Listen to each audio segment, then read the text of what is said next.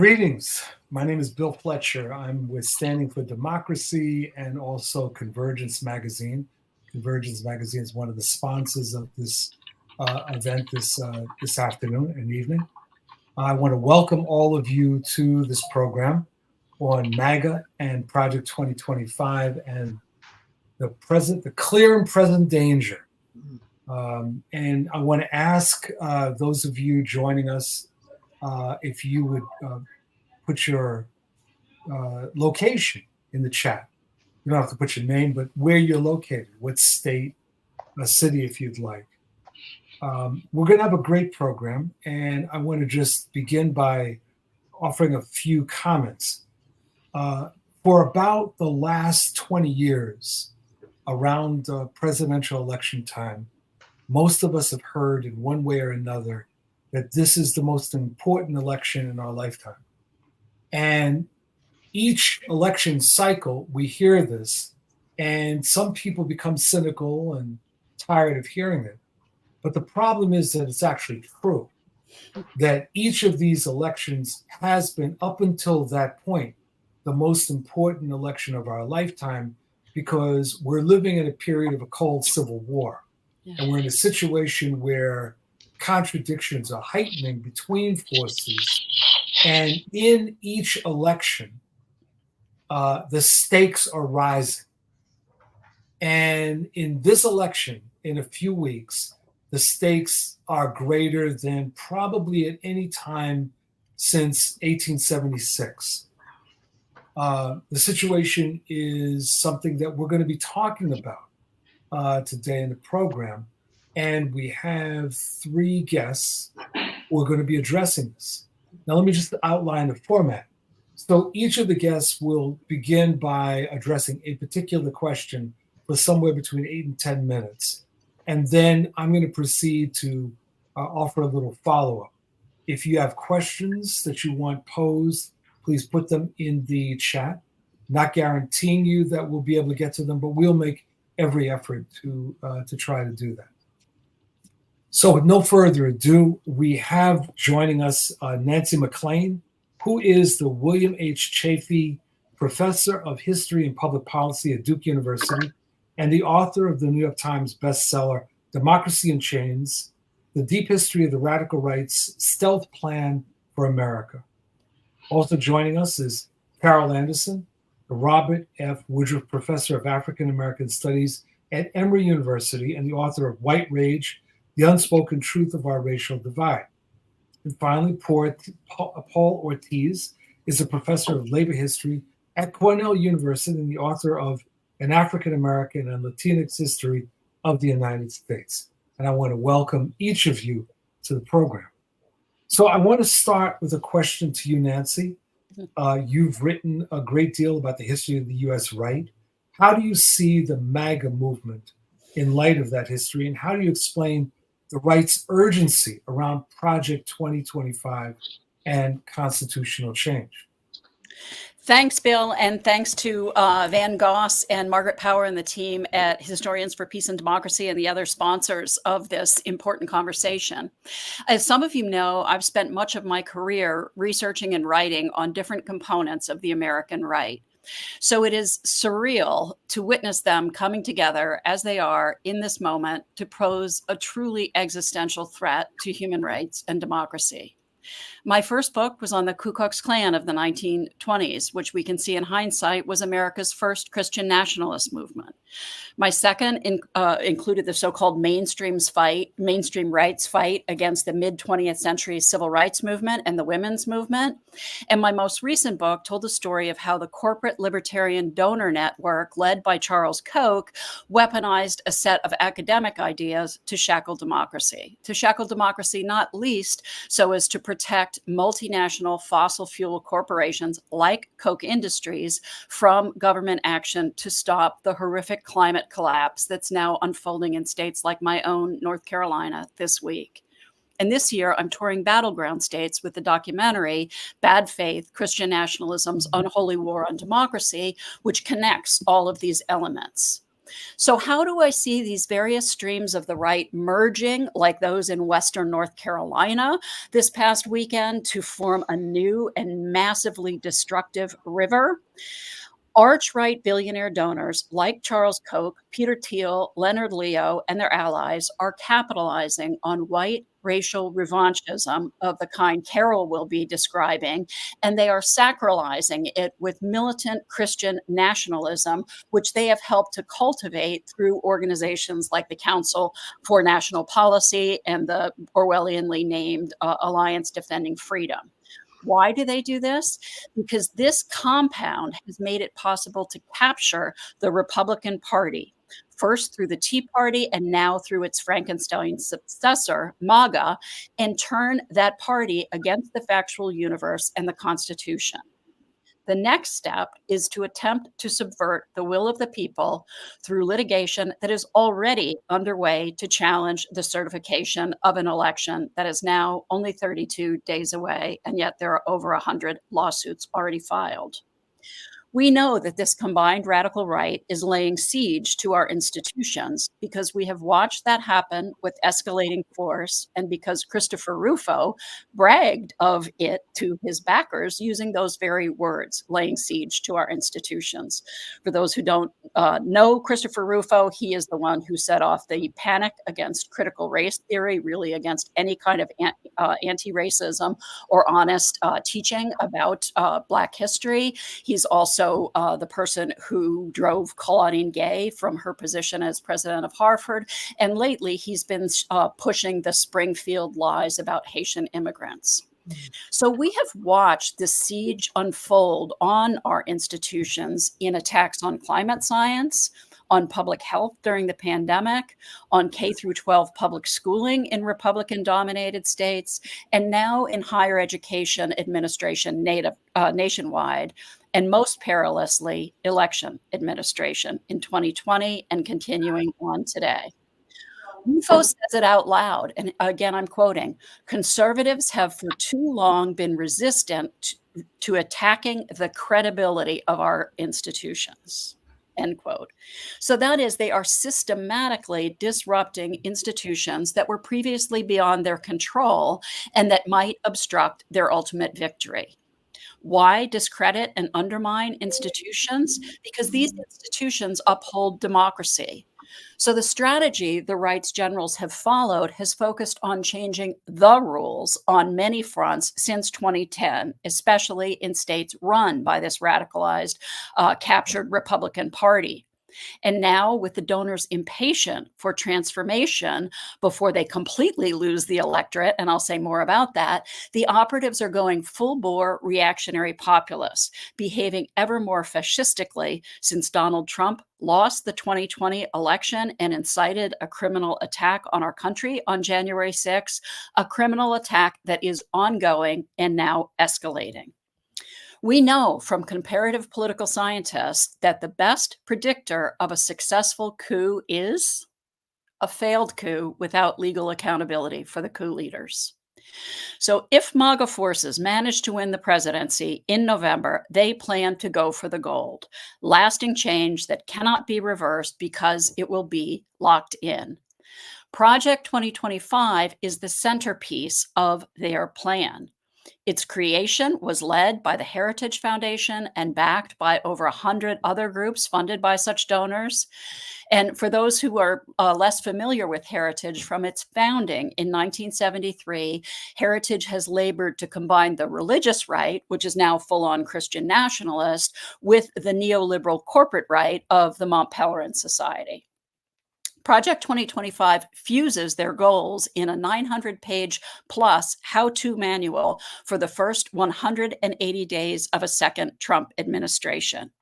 Its recommendations would transform the federal government permanently so as to enshrine the domination of this fossil fuel plutocrat and theocrat alliance over us. Project 2025 is a very long and detailed document with dozens of chapters and hundreds of specific recommendations. But here are some of the headline items. a plan to purge as many as 50,000 committed career federal civil servants and replace them with vetted political loyalists so that there would be no obstruction coming from those committed to the missions of their agencies and departments as there was in that first chaotic Trump presidency. Project 2025 would also dismantle nearly all environmental regulations and stop any action on the climate. It would revoke long established civil rights for people of color, women, and LGBTQ Americans. It would make educational censorship the law of the land. All of America would be subject to the kind of don't say race and don't say gay and anti-DEI laws enacted in Florida and other Republican-run states. Also, it would abolish the Department of Education and send federal tax dollars to fund Christian nationalist private schools. And the centerpiece of all of this is that it would grant a President Trump hitherto unheard of powers, including control over the Department of Justice and the FBI. That would enable rapid, unhindered action of the kind that the dictator Viktor Orban, their model, now practices in Hungary. The architects of Project 2025 are not hiding this purpose. In March of this year, Heritage's CEO, Kevin Roberts, hosted Viktor Orban for a long in-person meeting with US allies. And then Roberts said after this meeting, he called this dictator, and I quote, not just a model for conservative statecraft, but the model, end quote. So why is Orban their model?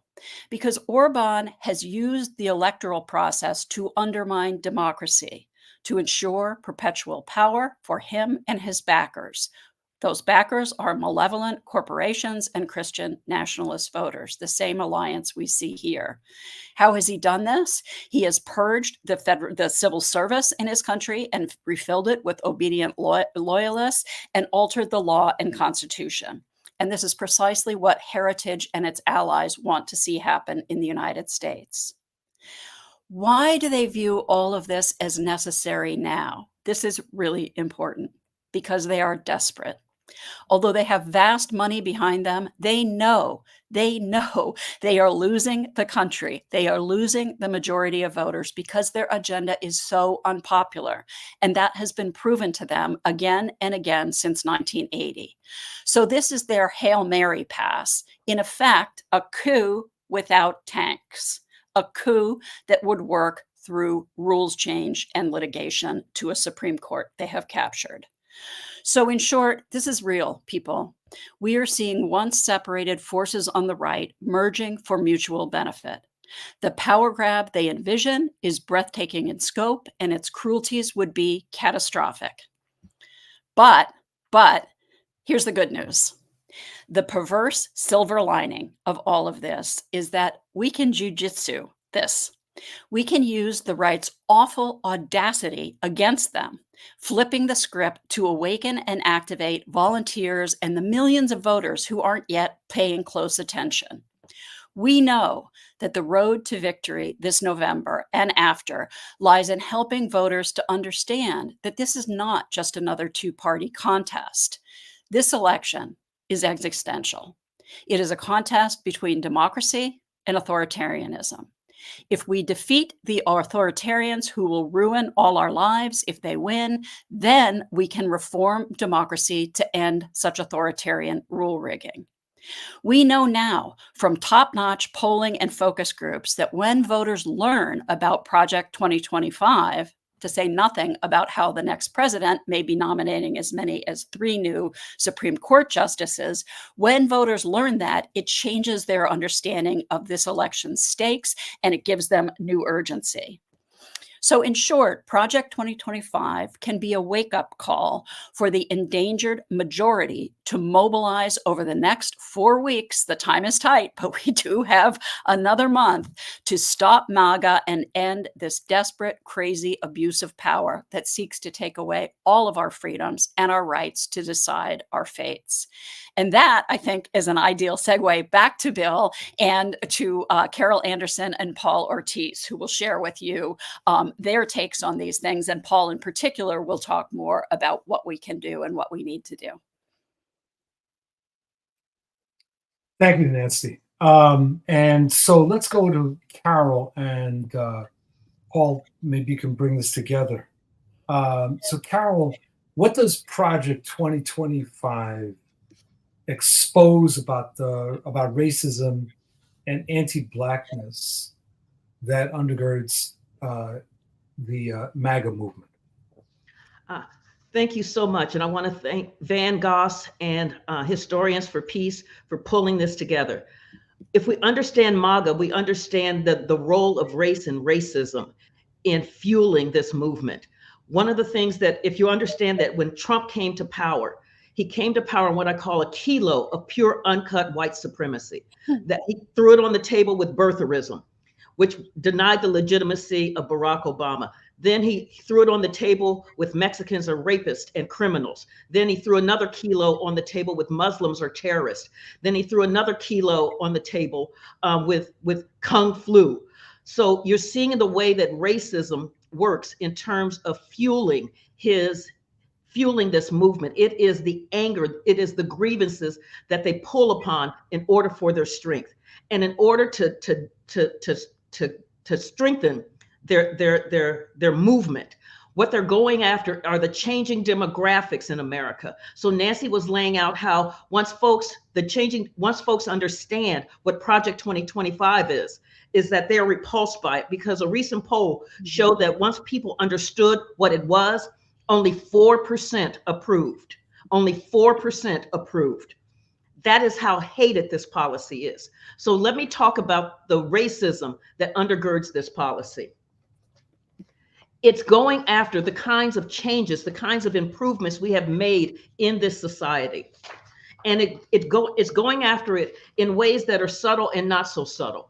One of the not so subtle ways is to remove one of the key tools that the government has used in order to get at the systemic racism in this society, which has been the language of the tool of disparate impact. And what disparate impact does is it says we don't have to prove intent, racist intent. We just have to look at the data. And so if we see a policy that looks race neutral on its surface, but what we see is this massive disparity, racial disparity in the outcomes of that policy, we know that something wicked has happened underneath there. Something fundamentally wrong has happened underneath there. Something fundamentally unequal has happened underneath there. Something totally undemocratic has happened underneath that policy. And that is a policy that must be examined and that must be dismantled, or that must be reformed. And so by going after the language of disparate impact, it is working to remove the ability of the federal government to assess those kinds of inequalities, those kinds of inequities. And one of the ways that it's doing it, for instance, is through the Census Bureau. And so it wants to, as they said, to align the Census Bureau with conservative principles. And so you're taking a bureau that is overwhelmingly statistically based. So the census is just looking at the statistics. Who has what, where? Who has what, where? Who has what, where? And just doing that kind of counting and running those numbers. When it's aligning with conservative principles, that is what they did when they were trying to rig the census back for gerrymandering in Texas. And Thomas Hofeller, who was the king of the gerrymandered maps, the extreme partisan gerrymandered maps that we have, what he laid out is that if we add a US citizenship question to the census, then we can rig power to the benefit of non-Hispanic whites and the Republicans for a generation or for a decade. So this is what you're seeing in terms of trying to rig the census for conservative principles. And also what it is designed to do is it is designed to get rid of the kinds of ability of these organizations, of these agencies to be able to do the assessment. Because when you get rid of disparate impact and when you basically whitewash the issue of race in the United States, you make it very difficult for agencies to figure out what's going on, to have the data that scholars and policymakers need in order to assess inequity. So the kinds of inequities that the US Sentencing Commission did to show that African Americans received longer and tougher sentences than white men for the same crime. that the Office of the Department of Education Civil Rights Office, that Black students are punished at a higher level, and that for EEOC, that discrimination in the workplace and the claims against discrimination and harassment, that would not be able to be assessed. And we also know that the kind of environmental harms that the EPA's office has worked out in terms of that African Americans are more likely to be in these areas where you have toxic pollution coming in, like Cancer Alley in Louisiana. So when you don't have racial data, then what that does is it makes it really easy for policymakers to say, we're all equal here. All you have to do is pick yourself up by your bootstraps. There's no problem here. It's really easy to whitewash the problems when you don't have the data in order to make the policy work. The other thing that they're trying to do in Project 2025, there are all of these guidelines that they're going after. One is to shrink the National Oceanic and Atmospheric Administration and to privatize the National Weather Service. Now, we have just dealt with Hurricane Helene. If NOAA was not there and the National Weather Service wasn't there to alert folk that this massive hurricane is coming, that would have been disastrous. And what we know from climate change, because they have a massive antipathy to climate change, is that African Americans and folks of color are most at risk because of the dangers of climate change. And so if we don't have the National Oceanic and Atmospheric Administration, if we don't have the National Weather Service, and if we don't have the kind of racialized data that can tell us these things, then it means that we aren't able to act upon it. We also see that one of the other things that is racialized here are these mass deportations, where they want to bring in the National Guard to go into what they call these Democrat-run cities and remove 11 to 20 million immigrants. Now, how they're going to identify who these immigrants are.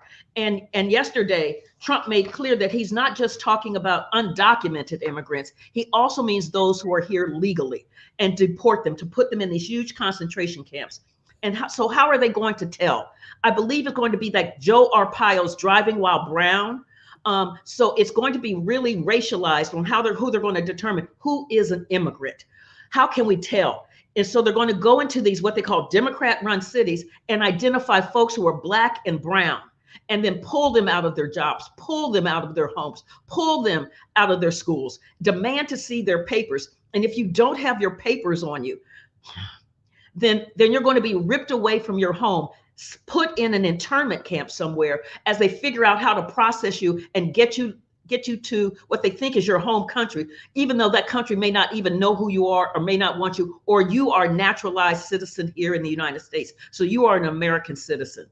This is about that great replacement theory, that fear of the fear of America losing its whiteness, becoming more brown, more Black, more minority. They also want to dismantle, as Nancy said, the Department of Education. What that will do is it will end the Head Start program. It will also end funding for special ed, and it will end the kind of Title I funding that goes to poor schools, which are overwhelmingly Black, because we use property taxes in order to fund schools. And so you're going to see a massive disparity, further greater disparity in terms of education. And it's going to go after what they call area studies, things like African American studies, women's studies, and those are going to be defunded. So much of this program is designed to basically undercut the advances that African Americans, Hispanics, and Asian Americans and Native Americans have made in this country, to basically erase those, eradicate those, so that you don't have the power of the federal government underneath providing the documentation, providing the data, helping to fund the policy, helping to fund the organizations that are trying to make change, trying to make improvement. And it is a way to to deal with the demographic shift in the United States and to deal with the kind of policy shift that is happening in the United States, where the ways of 1850, of 1950 are not the ways that we think about the United States today. And so this is Project 2025 is fundamentally dangerous to African Americans, to Native Americans, to Asian Americans, and to Latinos. We have to be able to understand the danger of Project 2025 and know that we have the power to stop it. The power we have to stop it is to see to it that Trump does not get in power, because if he gets in power, this becomes the blueprint for the federal government. Thank you. Thank you very, very much. And finally, we have Paul Ortiz. Paul, you're on. All right. Thank you so much, Bill. And thank you to Van Goss, to Margaret Power, to HPAD, to everyone who really brought us together this evening. And the question that I want us to really grapple with is the question, given the ongoing assaults of freedom of speech, on freedom of speech and organizing on campuses and in workplaces, what are the ways that we can build solidarity and support for each other in the face of Project 2025 and other threats? And I want to emphasize at the beginning, Bill, that Project 2025 is not a possible dystopian future. It is not a wait until November scenario, because any educator, librarian, worker, whether they're US citizens or immigrants, especially in the former states of the Confederacy like Florida, but increasingly throughout the entire nation, we have all been living with Project 2025 or elements of it for years and even decades. In Florida, where I taught for 16 years and where I was president of the United Faculty of Florida, faculty union at University of Florida, we experienced Governor Ron DeSantis, Governor Rick Scott. In many ways, Florida was a laboratory, a testing ground for the elements of repression that Carol and Nancy have so wonderfully laid out for us and been teaching us about. In Florida and in this country as a whole, immigrant workers, some of them who have had temporary protected status for nearly 3 decades, war refugees from wars that this nation promoted in Central America, in which I, as a soldier in U.S. Special Forces, participated. Many of these workers have been here for more than 3 decades. They are still not citizens. More workers who are currently undocumented in the Deep South, in New York, out west, form the foundation of this nation's economy. What's happening right now, what's happening even as we speak, is that workers and students and anyone who speaks against the rigid status quo, anyone who is speaking against endless war, anyone who's challenging employer power is in dire straits. Right now, on campuses like Cornell, where I teach, University of Florida, Northwestern, faculty, students, and staff are being suspended. They're being expelled. They're being fired for speaking out against genocide in Gaza. They're being fired for speaking up in favor of each other and support of each other's rights. So the moment we're in now is not a don't wait until November to join the freedom movement moment. It's like join now. I know I'm speaking to the choir to a certain extent. I'll talk about recruitment in a moment. Project 2025 is the destruction of democracy. But the destruction of democracy, as I've already mentioned, and as you've heard Carol and Nancy speak about this, the destruction of democracy is already happening. It is happening in universities, it's happening in workplaces, it's happening in town halls, it's the crackdown, it's happening in the ramping up of police power, the police sweeps of people who dissent against the status quo. And if you are at a university, I'll take one example, that's where I work. I've taught at a university for now about 25 years. If you're at a university and you're expelling pro-union, pro-Palestinian student activists, if you're engaging in constant surveillance of faculty, staff, and students, if you're inviting police sweeps of your campus or remaining silent while these things happen, how are you different from Maga? And we must remember that fascism triumphs when too many people disengage from the struggle. And again, I am speaking to the choir, I realize. But right now, I have to say this, there are too few activists and too few organizers vis-a-vis the disengaged, vis-a-vis the power structure. We must make recruitment the central element of revived progressive or radical politics. We must make our organizations fun and joyous, with spaces for people to exercise their creativity. I consult and I work with organizers all over the country, and too many occasions I see new organizations, very promising, but asking people to come to meetings at 6 p.m. where they're essentially replicating the hierarchies that people face during the day at their jobs. Why would they attend a meeting after 8, 10, 12 hours of hard work where you go into an environment which is hierarchical and not fun? We must remember what the great snake organizers like Hollis Watkins taught us in the 1960s, which the band Sweet Honey and the Rock continued to teach us. When we learn to sing together, we learn to organize together. As a historian, Project 2025 to me is not a left or right thing. It harkens back to the original class, racial, and gender conflicts in this nation's founding.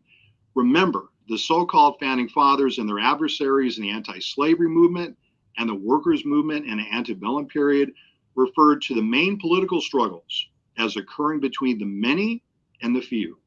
This is what is happening now in this country. For example, all of us here know people on the so-called left who are what we call PEPs, progressive except for Palestine. We all know, as a labor organizer, I've known PUs my entire labor organizing career, progressive except for unions. That's why I say this is not necessarily a left-right struggle. It opens up the possibility to build new alliances. If you go back to the debates of the federal Constitution, see, there's a reason why Project 2025, to echo points that Nancy and Carol both made, there's a reason why Project 2025 circumvents Congress and relies so heavily on the federal, on the executive, and the Supreme Court. As Gustavus Myers taught us over a century ago, the Supreme Court is an institution primarily designed to support the ruling class of this country. Alexander Hamilton wanted a lifetime president, almost like the British monarch. He didn't get it, but he got a Supreme Court with lifetime elected justices. And so these conflicts are not brand new. It isn't just that Donald Trump is sabotaging our democracy. We've never really had a democracy. We could have a democracy. We could have a society based on liberation, of worker empowerment, of anti-racism, of Black Lives Matter. We haven't got there yet, but we can struggle to get there.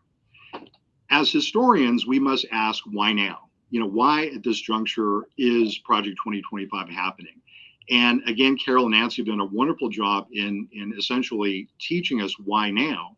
And just to echo what they said, in a positive sense, we live in a very hopeful time. Union organizing is exploding across almost every industry. Younger people, more than ever, are questioning the economic and racial oppressive structures of the society through new understandings of history and politics. Now, even as we speak, more inclusive coalitions between people of color, environmentalists, workers, many of whom are in the same category, by the way, they're not exclusive, and students are being formed. Local coalitions of these groups are passing living wage and wage theft ordinances.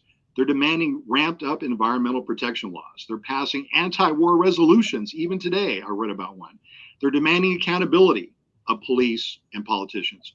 Project 2025 seeks to turn back the progress that new social movements like Black Lives Matter have brought. And that's one of the things we need to kind of pat ourselves on the back and say, hey, we've had some victories here, and Project 2025 is seeking to dismantle those. What are some of the more perilous aspects of Project 2025? And then I'm going to kind of wrap up again to the where do we go from here thing. You can drill down in so many different places. Eliminating card check recognition for union organizing would have a devastating impact on union organizing. The fascists know that unions and organizations of working class people are the first line of defense against fascism. And so that's what Project 2025 is seeking to do. Project 2025 seeks to ramp up the new Cold War against China and continue the bipartisan era of endless war. The people that promote this new Cold War know that war keeps us divided. It keeps us fearful. It keeps us passive and cowering in the face of police and state power. destroying the ability to test objectively. This is what Carol mentioned, where we stand on building a more equitable society. Essentially, Project 2025 advises, basically directs to dismantle the EEOC. So we'll never be able to have what Carol calls racial data to measure how far we've come and how far we need to go to. Finally, dehumanizing immigrants and refugees and continuing racial capitalism's long practice of creating a permanent, radically underpaid workforce defined by their race, yes, race is a social construction, and their national origin background, whether it's Haitian, Mexican, Venezuelan. So where do we go from here to kind of try to bring it home at this point, although everyone else has wonderful ideas? First of all, read Carol's book, read White Rage, read Nancy's book, Democracy in Chains, read Bill Fletcher's Solidarity Divided, study books in groups. To paraphrase Frantz Fanon, oh my body, make of me a person who always asks questions. Second, refuse endless war. Refuse the bipartisan Cold War against China. Refuse the bipartisan push to villainize nations like Iran, Venezuela, Cuba.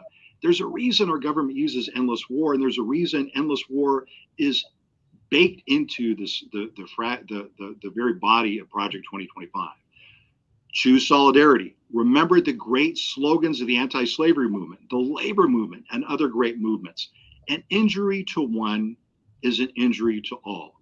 This is not just flowery rhetoric. It should become a way of life. An injury to one is an injury to all. What that means is, if you know of a fellow worker, a neighbor, a student, a librarian, an activist who's being targeted because of who they are or for their activist work, step up to defend them.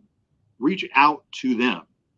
Let them know you support them. Write a letter to the editor, attend a rally, bake something for a friend, bring food to them. We need to have each other's backs. Organize, organize, organize. The fascists know that a divided populace is a fearful populace. We can't fight this all alone, folks. It's too big. What Nancy and Carol laid out to us is terrifying. Project 2025 is, I admit, it's terrifying. I can never face Project 2025 as an individual. It's got to be faced collectively by getting together. Get together in unions, cooperatives, town halls, senior drop-in centers, microbreweries, any place you can. Finally, do not despair. Yes, the November elections are pivotal, locally, regionally, nationally. But whatever happens in November, we cannot afford a letdown of organizing. Let me repeat this. No matter what happens in November, we cannot afford a letdown of organizing. And I hope to open the papers the day after or a week after and be joyous and everything like that. But it may not happen, folks. And we have to be prepared for that. So between now and then, get out there, knock on doors, be active, organize. But again, regardless of what happens, we have each other. We have the people power. Never forget that. The other side has the money. Yes, they have the Supreme Court.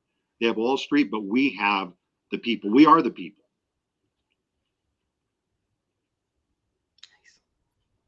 Thank you very much for that, Paul. So what we're going to do now, I'm going to ask a few questions. And I want to ask one question for each of you to respond to. I've been thinking about this for a while, and I read an article today, or saw an article that was talking about union members who have deserted the Democratic Party because they see it as a party of elites and have gone to the Republicans. And I find this very difficult to understand. And I'd like the three of you to get beneath that, because when I'm thinking about, among other things, just things that have taken place under Biden in terms of pro-labor, job creation, things like that, and compare that with what happened under Trump, just taking these two administrations, including and perhaps most especially Trump's tax to the rich that screwed the rest of us. How does that relate? How is it that the Democrats are the party of the elite when it's the Republicans who are the elitists? So whoever wants to, well, let me just start with you, Carol. Oh, I really thought that was a Nancy question. It's for all of you. Okay. So what to me, what I see, I think about old labor and the way that labor used to be fractured along racial lines. And then how the CIO came in and realized how big companies were using race as a way to keep labor divided. So they would hire Black men when there was a strike as a way to just tick off white men and to weaken organized labor. And I think about so part of what we're seeing, and I'm hypothesizing here, is that you have this language that is being put out in the universe by the right wing about culture being taken away, about America losing itself, about our value system being overrun by all of these people who are being brought into this country, all of these brown people, all of these Black people. So as Trump was talking about, they're coming in from Congo, they're coming in from Venezuela, and they're opening up their prisons, they're opening up their asylums, and they're letting them in, and then they're going to take over, and the Democrats are giving them the right to vote, so they can take over our country. And so it is that fear, playing on that fear. And so you run to the place that says, hey, I've got your back. And so I think that's part of what we're seeing. So when you think about it, in the 2016 election, the only racial group that voted in the majority for Trump were white people. In the 2020 election, the only racial or ethnic group that voted in the majority. And so this is after COVID. So this is after seeing the huge tax increase for working class folks, and the benefits for the uber rich, where the majority were white who voted for Trump. And I think that's part of what we're seeing in this language of, so it helps provide cover. So you don't want to say, hey, I don't like that this party is so diverse. I don't like the fact that their policies are really helping everybody. And so it's a way of saying, hey, I'm going to go to the one that is not elitist, even though it is a very elitist party. So that's what I'm seeing. Mm-hmm. Thank you. Nancy. Yeah, I mean, I would say that the Democratic embrace of neoliberal policies, particularly in the Bill Clinton administration, did have devastating effect. I mean, when you look across the South, there were so many jobs that were lost as a result of NAFTA, and places that were historically democratically voting, blue collar communities turned against that, when their communities were devastated by these policies, and then No Child Left Behind of the Bush administration, et cetera. There's been a lot of hard hits that many communities, particularly formerly manufacturing communities, have taken. On the other hand, I think there's also a lot of politics to this. I know from Mike Podhorzer at the Research Collaborative, who really runs a lot of data analysis, that actually blue collar workers in blue states tend to vote like other people in blue states, right? You don't see the kind of gulfs that you see in some of these states in the former Confederacy and elsewhere. So I think, what we're seeing also is the impact of Fox, right? Of the destruction of mainstream media and the filling of that vacuum by very self-interested news media on the political right, like Fox, like Rush Limbaugh and all the talk radio on the right that followed, like Sinclair Broadcasting, which is Christian nationalists. And so there's whole communities where people live that are not well served by national media, and all they get is this steady barrage of what Carol's talking about, this kind of white identity politics provocation, this notion that you're under threat, you're being attacked, they don't respect you, they're taking your jobs. It's all bogus, but it is very effective when people are feeling embattled and they don't have alternative sources of connection or communication. So it's part of a larger puzzle, but it is interesting that the Biden administration has done so much to change that and to promote more fairness, to promote more action on the climate, to do all these other things. And it just doesn't get the credit, I think, because some positions have been kind of frozen in. But I think for us too, I think, especially with 1 month to go, there are so many reachable people who haven't been engaged about this election, right? Or how huge the stakes are. Like, there is so much work to do, even from people on this call. Like, get off the Zoom, like get off and think of 5 or 10 people who aren't paying attention, or who feel discouraged, or who feel hopeless, that you can connect with and reach and engage in conversation and make sure they're registered and they know what the top line issues are. Like, I worry less about converting people who have already gone over to MAGA, which is a huge task, than, as Paul was suggesting, getting people off the couch and into engagement with others in a way that can make them feel their own power, and also could have a really important impact over this next month. Paul, same question. Yeah. We can never forget we live in a capitalist economy, and capitalism is premised upon inequality. It is from the beginning. I mean, there may be other capitalisms possible, but Bill, I speak to a broad group of people and groups. I give talks to unions, to student organizations, to Fortune 100 corporations, and this question comes up all the time. Professor Ortiz, can we build an equitable society, just equitable, right? Not equal, but equitable society under capitalism?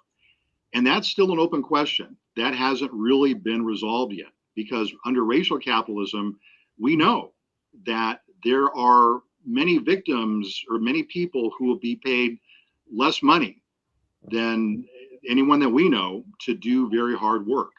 We know that there are going to be disenfranchised workers who are going to be kept in an almost permanent state of disenfranchisement. We know that there are going to be regions of the country that thrive, while other regions are literally driven underground by public policies.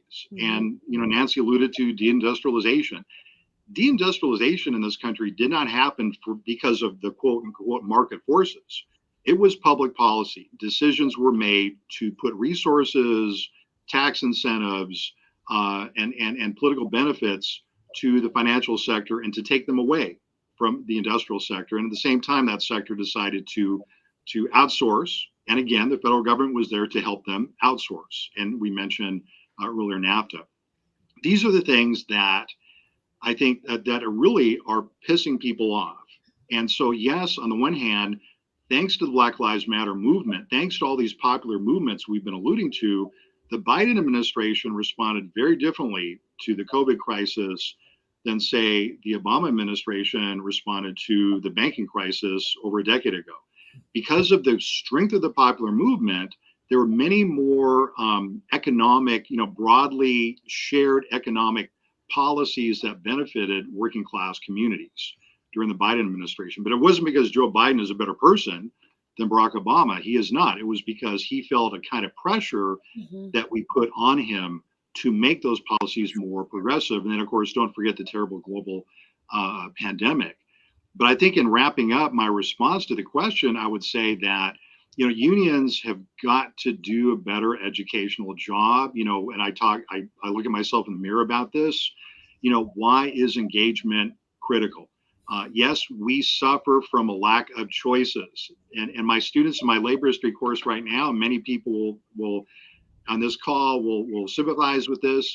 We're talking about the 19th century, when in some cases there's a much richer menu of political sources or political choices for people to make. There were Black independent political parties. There were interracial political parties. There were socialist parties. There were working people's parties, et cetera, et cetera. So at a certain point, we've got to get beyond just the Democrat and Republican choice, because for a lot of people, that's not a choice at all. I mean, I think for now, I know what choice I'm making in November, but I do have to recognize that there's a reason why people are upset with the federal government. There's a reason why people understand that the Supreme Court has always been against us. Let's stop referring to like one decision. Brown versus Board of Decision was a wonderful historic decision, But in general, the Supreme Court has been against this from day one. And so how are we going to fix that? How are we going to challenge it? And until we deal with some of those fundamental problems, Bill, I think that we're going to continue to have a lot of people just turned off and tuned out. Nancy, let's play this out. Let's play out a dystopian timeline. And Trump wins and begins the implementation of Project 2025. What would be your recommendations in terms of response by, grassroots people who are in opposition to that? What should they do? Really important question. I think that there are many, many great organizations already out there, some of which supported this effort, including the AAUP for university professors that is doing much more organizing these days. And in almost all of our communities, there are pro-democracy groups, there are civil rights groups, there are immigrant defenders, there are women's groups. So we have there's people out there, who care about these things, and they have staffs and resources. I think our problem is on the progressive side. We have been siloed for a very long time, where people working in particular lanes are not so connected with people working in lanes that share the same values, that have the same needs, that all need a democratic, better responsive democracy. And I think that ironically, Trump's victory in 2016 went a long way to helping create such bridges. And they exist now, often most robustly in localities and at the state level, maybe more so than at the national level. But I think as we go into this election and then go into the complicated period between November 5th and certification on January 6th, we've got to all be connecting with the groups who are doing good work in our communities, seeing what they need in the way of resources, seeing if they're informing people of the challenges that are coming up, and doing everything that we can to be bridge builders, between these organizations and efforts, so that when there are emergencies, we can respond. I mean, I think of things like, when Trump did the Muslim ban and so many people showed up at the airports, or when they were separating parents and children and putting kids in cages at the border. There was a spontaneous response to that, but that was, there were also groups who work in that area who can alert people. So I think the main thing to do, and by the way, this is really good for your mental health as well, is don't endure this crazy time of what Bill rightly described as a kind of cold civil war on your own. Instead, find good organizations in your community where you can connect to people face to face and engage in the kind of community building efforts that Paul was talking about. But also those groups would be ready if, we have to hope for the best, as a friend recently said, but also prepare for the possible worst. And I think the best way to do that is in community and conversation and solidarity. We have a couple of questions that have been posed to us, and I'm going to ask this, whoever wishes to respond. But in the interest of time, because we have about 15 minutes, if you could give very concise responses. There's a question that I've heard from people that want to vote third party. And they've said when other people have raised the danger of Project 2025, they say, "Oh, Bill, you're just fear-mongering. The Heritage Foundation has been doing this for years, and putting out these different recommendations, and this is no different." How is Project 2025 different or similar to prior efforts on the part of the Heritage Foundation? So I'm going to start with you, Carol, because I'm just going to start with you first. Okay. So part of what is what Paul talked about. We've had these laboratories where we've had pieces of the project of Project 25 already in operation, basically a beta test in Florida, a beta test in Tennessee, what they're taking over universities in terms of denying pieces of curriculum so that you can't teach African American studies, you can't teach women's studies. We've had elements of that. What the problem with Project 2025 is that it puts it on a national scale with the power, the incredible power of the federal government behind it.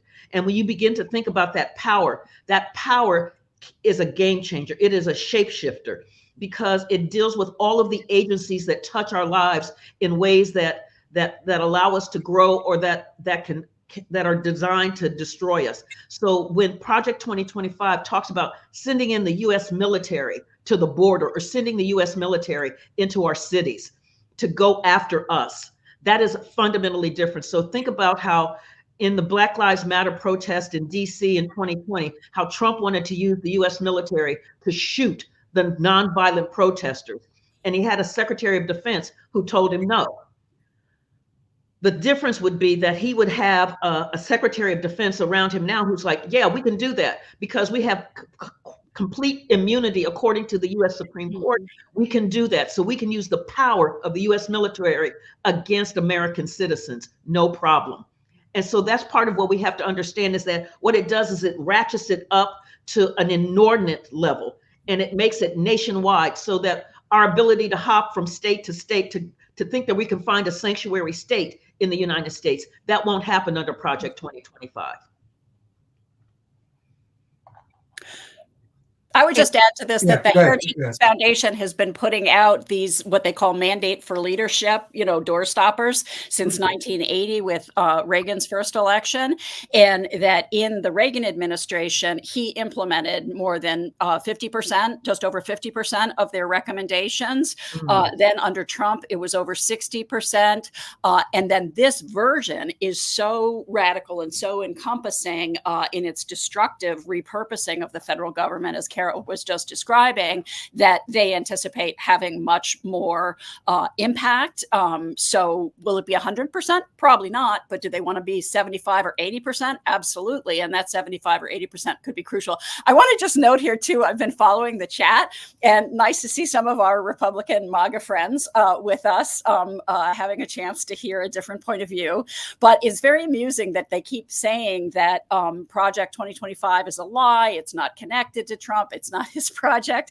And I would just, as a professor, urge them maybe to go and do their homework, because in fact, the same people who were designing his platform, the Agenda 47, are some of the same people who are involved in Project 2025. And the head of Project 2025 was caught in a sting operation on tape, just saying that Trump is, of course, denying this now because it's impolitic to be supporting it, but he totally supports it. He's worked with them. He knows what it is. He's taken private flights with the head of the Heritage Foundation. So he's in this up to his eyeballs. And so if you believe him on this or anything else, including that he won the election, including that there's not a problem with climate and all the other, what is it, more than 30,000 lies that journalists have counted have come from that man's mouth, you're going to have a hell of a future, as a lot of good people in Western North Carolina who trusted him are now finding out, because they stopped action on the climate. They stopped all this environmental protection. As Carol said, they'd make it worse with what they're going to do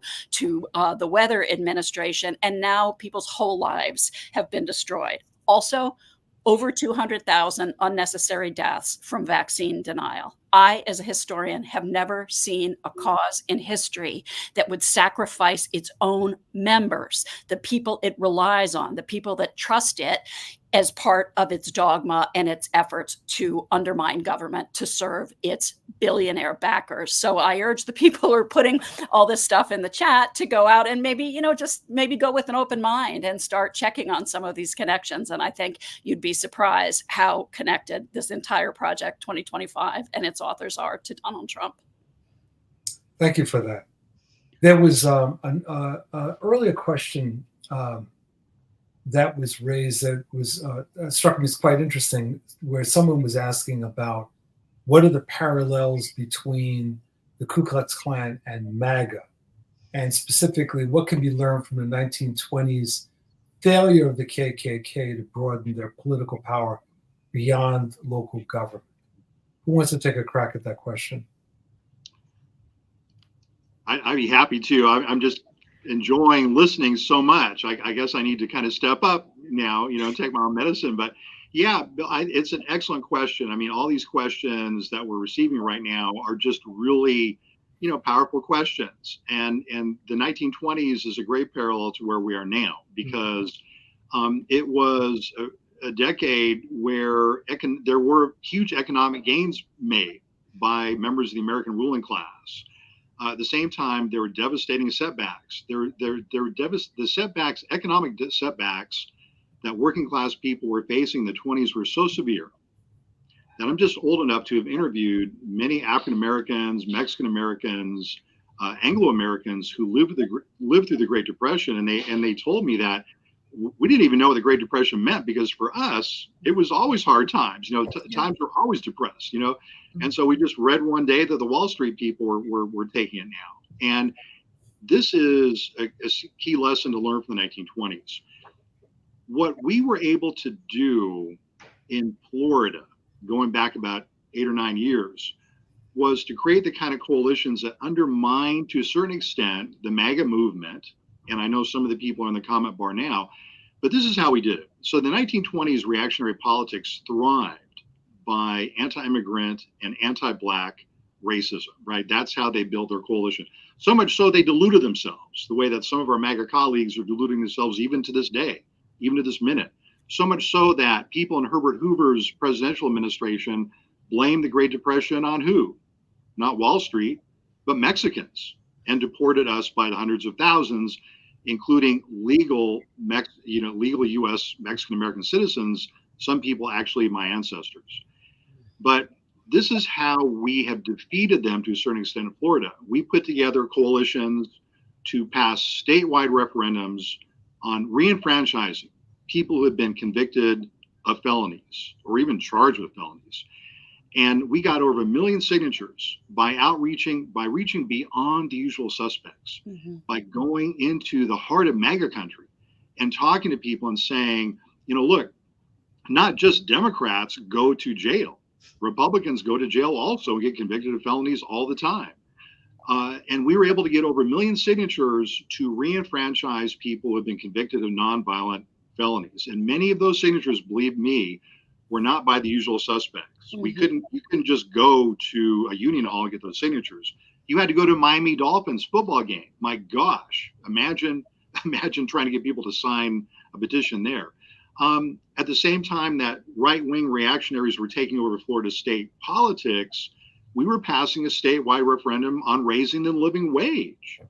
We have just passed a statewide, or got 1 million signatures to support women's reproductive freedom. Now, of course, the MAGA movement and the MAGA movement now has become the state, let's face it. The MAGA movement is Ron DeSantis, it's Governor Abbott. It's people who've already captured the heights of power, especially state legislatures. But we've done things to undermine their power, especially in the local level, and they're pissed off about it. The MAGA movement in Project 2025 essentially says we're fed up of local democracy. We hate the fact that these local municipalities have passed living wage ordinances. We hate local movements for democracy. We hate local municipalities that pass rules to ramp up and protect the environment. So we're going to use state authority, the way that Ron DeSantis has used preemptive laws to build this fascism, essentially. But it's really about crushing democracy. The last thing I'll say about this, when I was a kid, there were Republicans, and we grew up around a lot of Republicans who were honest enough to tell us, look, America is not a democracy, never has been. We don't want a democracy. America is a constitutional order, or it's a constitutional republic. And so when we talk about democracy, it's important for us to understand that we're trying to promote freedom and equality and justice for all people. And the MAGA movement is trying to ramp up the power of the rich and the ruling class. It is the many against the few all over again. And let me just add in there, I'm sorry, Bill, let me just add in there, one of the things that did the Klan in the 1920s was its moral corruption. is that it was, as my mother would say, began to smell itself. And so it began to think that it was absolutely immune from basically morals and mores and norms.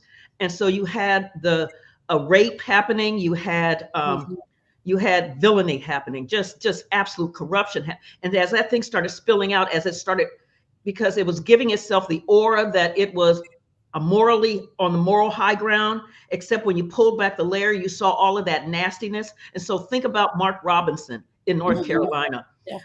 Think about the adjudicated rapist that is Donald Trump.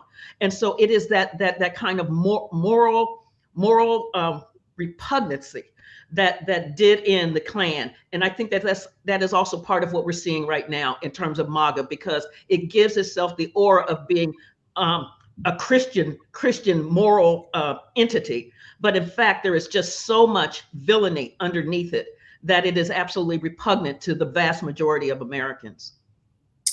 So there's two questions, and one I'm going to actually answer. And then the last I'll ask the three of you very briefly to answer. So someone says, aren't Hawk Biden and the Dems responsible for the closeness of this election, given $215 billion US dollars spent on death and destruction in Ukraine and Palestine, Lebanon, when Trump poses as a peace candidate? So I don't think that has anything to do with why the election is close. But also, let's be very clear on Trump. Trump is the man who has lit fuses around the world and then walked away and waited for those fuses to connect with the explosives and blow up. So, for example, the Abraham Accords were not invented by a Democratic administration. They were invented under Trump to strangle the Palestinians. That's clear. Connected to that was Trump's love affair with Netanyahu, where he recognized the annexation of Golan, the changing of the embassy. So in order to understand what happened on October 7th, 2023, you actually need to look at the entire history of the Palestinians, but also look at what happened in the Trump administration. The Abraham Accords have also contributed to the renewed armed conflict in Western Sahara between the Sahrawis and the Moroccans, or Ukraine. The Ukraine war would never have happened had Trump not been playing patty cake with Putin. And everyone is very clear on this. So I'm surprised by the question.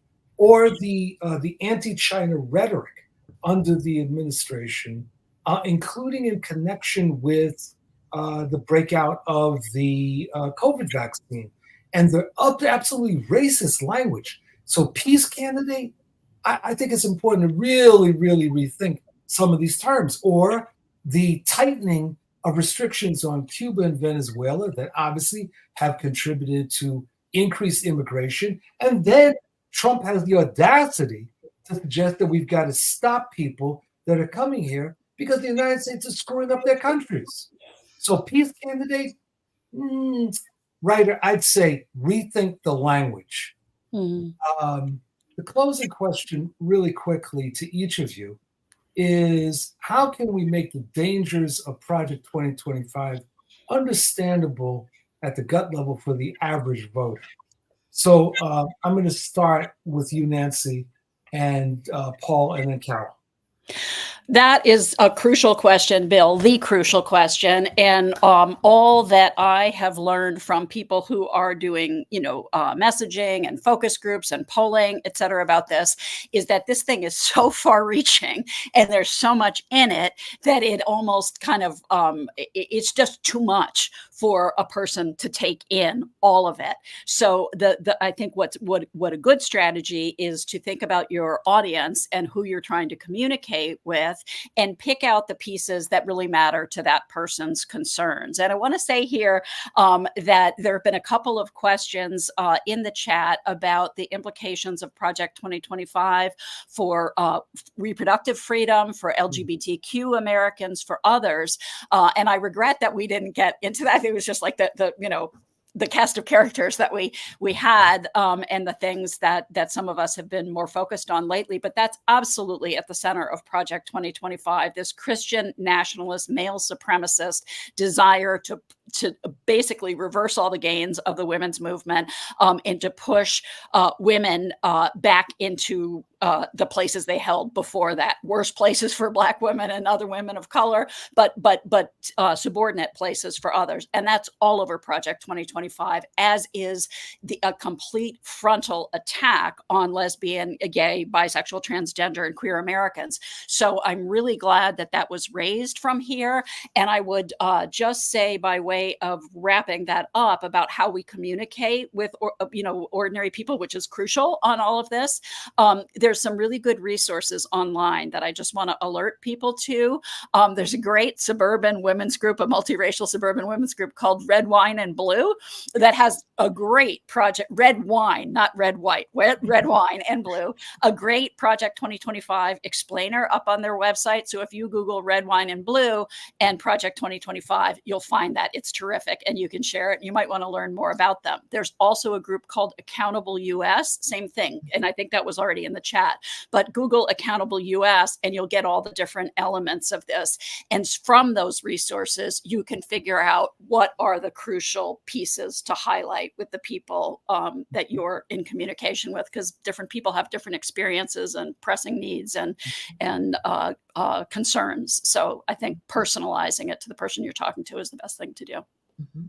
Thank you. Paul, briefly. Yeah, I think that phrase, personalizing it and sharing aspects of the project. I mean, there's a reason why the MAGA supporters have tried to distance their man, Donald Trump, from this document, because they know that this is an anti-democratic document. They know that it will take the Supreme Court and the executive to circumvent Congress to implement this. They know that there will be popular outrage. And so there's only one way to implement Project 2025. That's through fascism. That's through authoritarianism. And so, yeah, share elements of Project 2025, what you know about. I'm sharing the anti-union, the profound anti-union and pro-corporate aspects.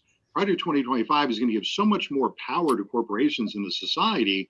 You're not even going to be able to turn around and say anything. It's going to give more power to the surveillance state. So yeah, pick those aspects that you feel comfortable in talking about, and get people together and say, let's have a chat group about this. Okay, do you think that Trump is the peace candidate? Show me. And the first passages you get about China, then the peace candidate will disappear very quickly. Thank you. Carol. And so what I would say is be specific. So I keep hearing it's going to eliminate the Department of Education, and then it just moves on to something else. What does that mean? What does the eliminating the Department of Education mean? So it means the funding that goes to special education, gone. It means Head Start, gone. It means Title I funding to poor, impoverished schools, gone. It means student loans, gone. So by making it clear, what does this mean? So that's how I would communicate. So we get this kind of broad thing, eliminate the Department of Education. What are the implications of that? And so, yes, it is targeting to the group, but it's also being very specific about what each one of those things mean, because a lot of it is written in bureaucratese, in that kind of governmentese where there's an opacity there. And so being able to get through it. And also, Nancy's right, getting to these organizations that have done the work, gone through all 900 and some pages of it and digested it and put it into really nice, clear, legible blocks of information. I want to thank Carol Anderson, Paul Ortiz, and Nancy MacLean for this program. Encourage people to subscribe to Convergence Magazine and join Historians for Peace and Democracy. I want to thank all of you for spending your time, your precious time with us, and have a good evening. Take care. And thank you, Bill, for moderating. It's been great to be in conversation with all of you and the listeners. Yes, this has been wonderful. Pleasure. Thank you. Thank you so much. Have a good evening.